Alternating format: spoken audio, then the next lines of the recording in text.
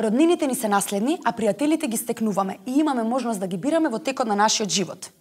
А кој ни е другар, а кој пријател, ќе ни каже Ате.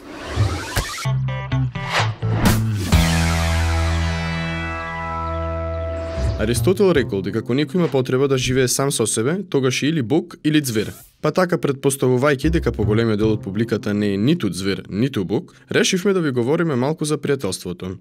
На училиште се среќавате со голем број на луѓе, слушате многу предавања за пријателството, истото се споменува во лектири, учебници, магазини, па дури во хороскопот имате посебен дел за него.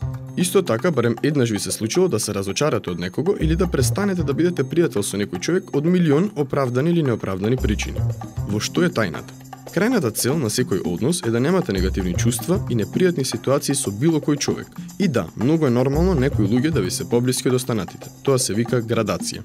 Градацијата на пријателството горе-долу има секој човек и му дава различни имиња. Па така ќе слушнете како некој вика: тој ми е колега од на работа, тој ми е колега од на факултет, тој ми е школски, тој ми е роднина, тој ми е комшија, него го познавам од детството и така натаму.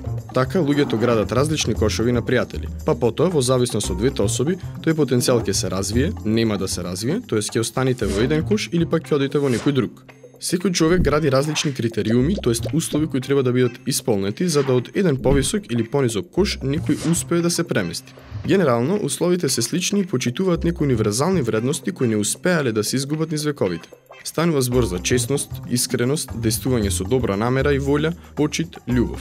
Може би си мислите дека сме ги изоставиле луѓето со кои не сте во контакт, со кои сте се скарале, но не сме ги заборавиле.